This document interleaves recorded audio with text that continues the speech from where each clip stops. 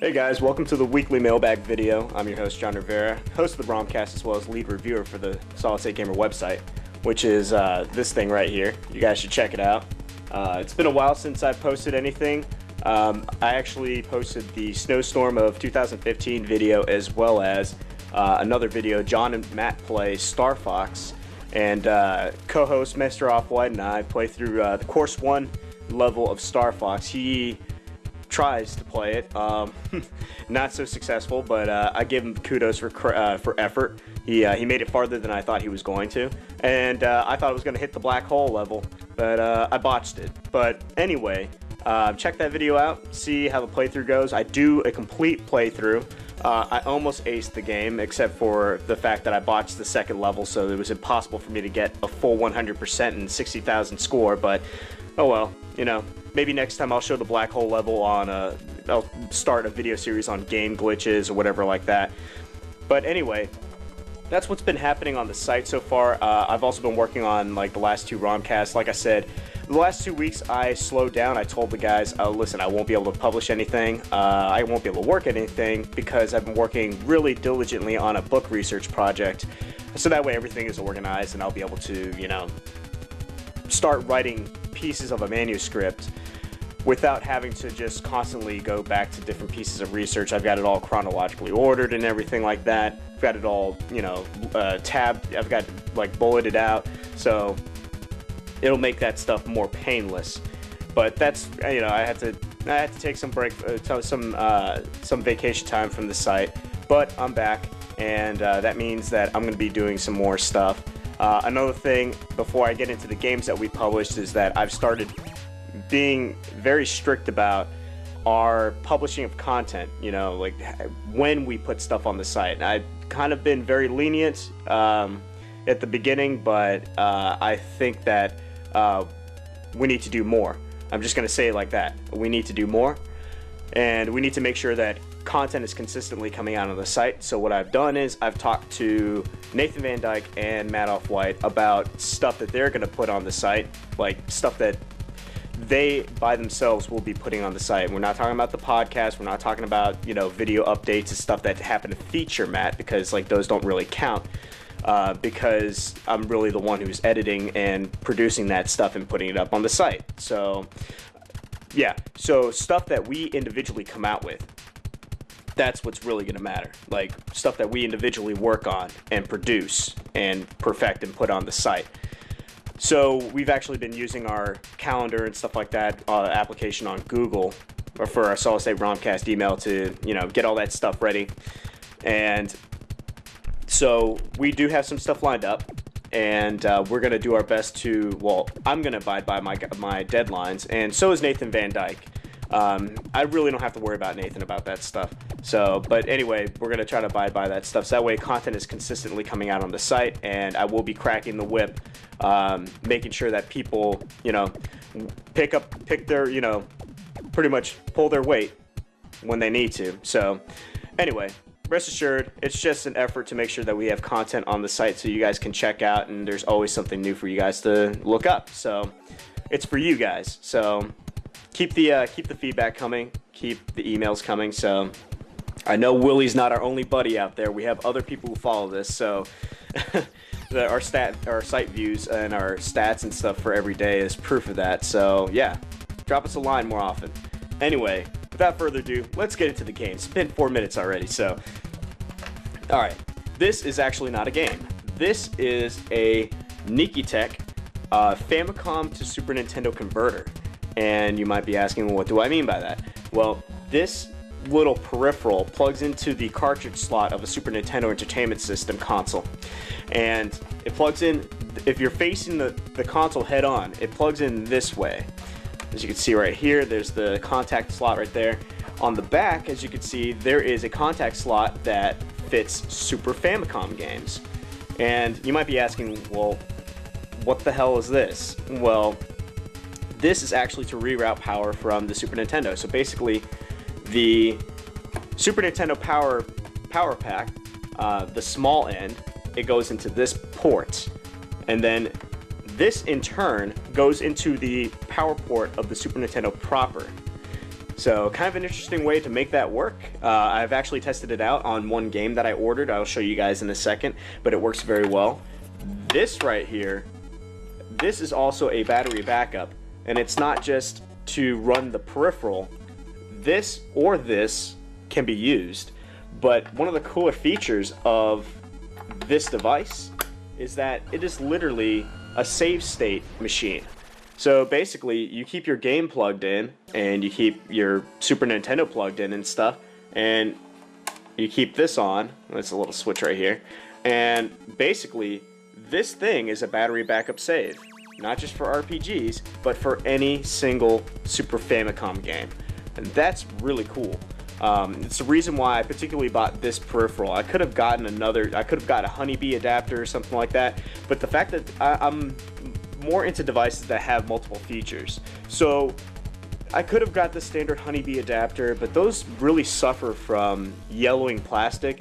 In other words, the plastic that the housing is constructed out of is it's infused with bromine, and that's a common thing that people did back then with their electronics to make their plastics more fire retardant. But the problem with that is any exposure to natural or even unnatural light will start to make the plastic yellow. And it's not just a cosmetic problem. Enough damage by the natural light or artificial lighting done to the plastic of this device, or not this one, because this one's not infused with bromine, but like say for example Super Nintendo or an original Nintendo Entertainment System, the housings are made using this practice. So actually, if you expose it to too much sunlight, it would get to the point where you could actually punch a hole just with your finger pressing aggressively against it, and that's no good. There is a process to reverse this, and in the future I'd love to cover it on the site. Maybe do an article, maybe a video, maybe both. It's called the retrobright method, and it is a method that is meant to reverse the chemical process of plastic degradation after infusion of bromine. So that would be an interesting feature for us to do, and I've actually been thinking about it quite a bit. The only thing is it's kind of expensive, and also it requires sunlight or UV light. So I told myself I wouldn't do it until I bought the proper lighting to do it, because you know, this time of year, winter, Kentucky, don't get a lot of sun, so that's that. But this is a great peripheral. I highly recommend this. I paid roughly $19 for this, including shipping and handling. I think the device itself was like 13 bucks. I got a really good deal on this actually. So, and I bought this for one reason, which leads me to my next game.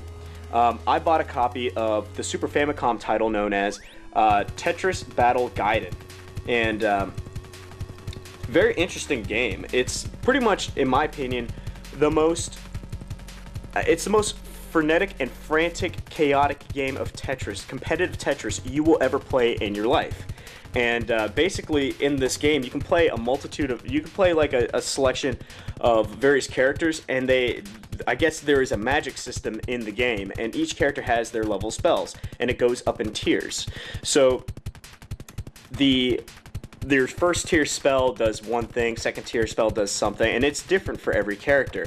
The music for each stage is pretty cool, and it's kind of like, it's the mix between Tetris and a one-on-one fighting game. Like every character has their own respective stage, their own respective theme music, and you switch from stage to stage, and you're fighting against these Tetris avatar fighters, I guess you would say, because they just represent that gameplay style, that play style.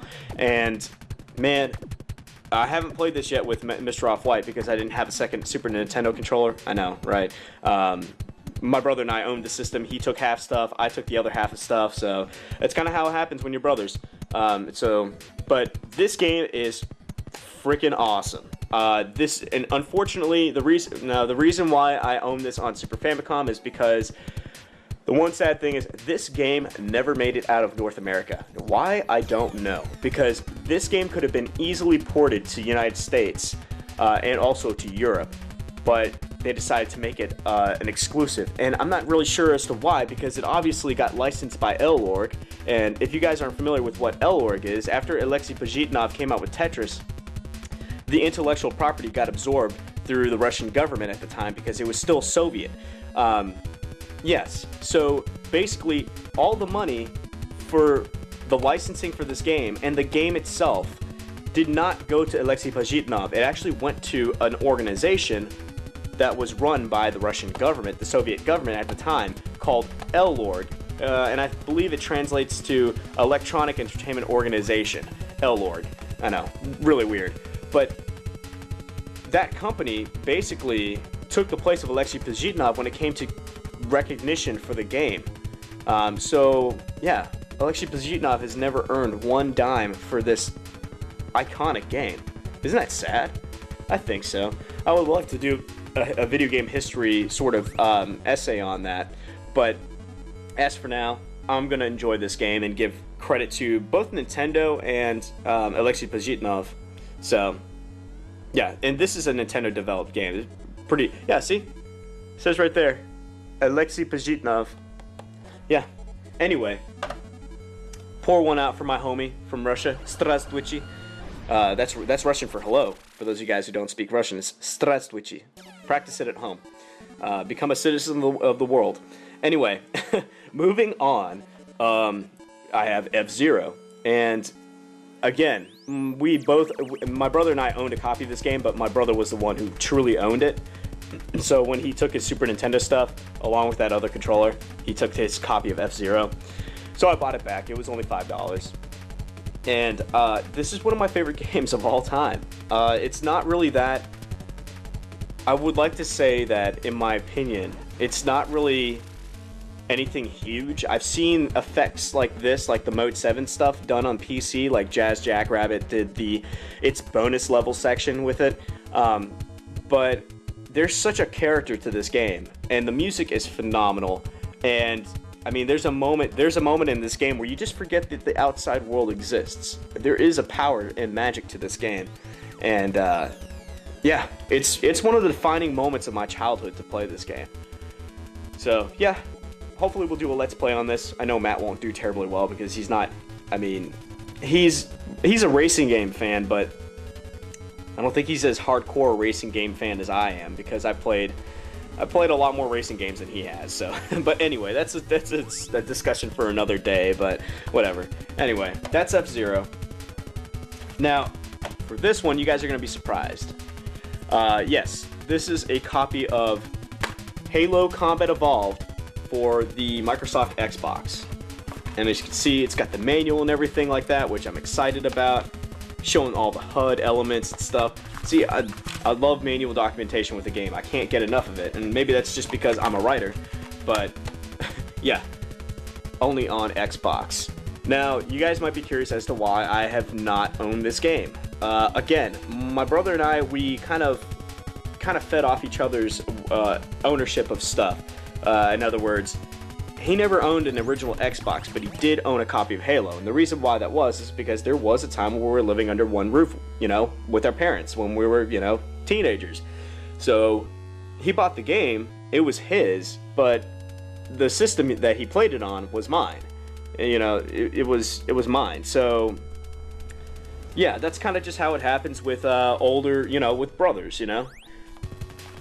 But yeah, so I finally got around to getting a copy of this game, and it's not to say that I do not own a copy of this game in some way, shape, or form. I do own for the 360, and I have for quite some time, ever since it was, since it first came out. I have had a copy of Halo Combat Evolved Anniversary for the Xbox 360. So I don't feel that bad, because that game really does allow you, even though the physics engine is not as exactly the same as this one, it's kind of a little wonky. It's like there's a lot of, you know, you see like some stuff like unnecessarily bobbing on like the surface of a you know, floor surface or whatever like that. There's something wonky going on with it, but aside from that, it does retain the character and the spirit of this game, which I believe is very important. And also on the fly, if you press the back button, you can on the fly change between the original graphics and the HD textures that they made for the anniversary portion of the game. You can also change between a rearranged, like a remastered soundtrack and the original soundtrack. There's a lot of thought put into this game, and well, obviously there's a lot of thought put into this game, but there's also a lot of thought put into the original or the anniversary edition. So, but yeah, I've always wanted to revisit this. I really want to do some Let's Plays on some original Xbox games like Star Wars Republic Commando. We talked about that on an episode of the podcast. It's not up yet. Give me time. Please be patient. But it will be up. We talk about Star Wars games. So that's cool. I've always wanted to cover this and maybe a few other Xbox games. They're not coming to mind right now, but I'm sure there are a bunch that I have on my shelf that I definitely want to take a look at. But anyway, for the piece de resistance, we have Katamari Damacy. Now, here's the sad thing. I've been buying a lot of PS2 games lately, or I've been thinking about buying a bunch of PS2 games lately. But here's the sad thing. I don't actually own a PS2 anymore. And here's why. I lent my PS2 out to my sister, and our parents, I guess, gave the system away. I guess they didn't realize that it was mine. I was not terribly happy about that, but, you know, because the thing is, my stepdad's PS2 died. It was one of the early models. It died, and that PS2 was actually my brother's originally, and he gave it to me. And so I think the ownership over that particular PS2 has been forgotten, and I think that's why my mother gave it to one of my distant cousins. Yeah, totally not cool. So basically, I'm in the market for another PS2. If anybody knows where I can get one really cheap, please let me know. Because I got this game, Katamari Damacy, and I remember playing this a ton. Again, this was a game that my brother owned, so I never owned it, but I played it when it first came out, and I just fell in love with the game. And it was at that time where I was like, oh yeah, I was all, you know, trying to be as masculine as possible or whatever, you know, just you're a teenager, you know. But this game just makes me melt every single time I play it. Especially that second stage music, Lonely Rolling Star. It's just a beautiful game, and it's heartwarming, you know. There's a charming quality to it that most other games have not matched, even to this day. So yeah, I'm extremely excited that I got this game, and I can't wait. Yeah, I can't wait till I get a PS2 so I can play all these PS2 games. Just like a sneak peek, I have Oni. I have Oni, Odin Sphere. I've got a bunch of PS2 games that I just can't play because I don't have the console to play it. So hopefully that changes. But anyway, that's pretty much it for today. Monday, the 23rd of February 2015 for our weekly mailbag series. As always, I'm your host, John Rivera. I hope you guys enjoyed. If you guys have any, any comments, suggestions on how we do our video stuff, or how we do any of our stuff on the website, please keep the feedback coming. And don't be afraid to comment on our web space, thesolidstategamer.wordpress.com. And don't be afraid to email us, solidstateromcast@gmail.com. You know, we welcome any sort of feedback, whether it be constructive criticism or, compliments. It's whatever you want to do. Just don't be mean, because that's not what we're here for. Anyway, thank you guys again for watching, and I'll see you guys next time.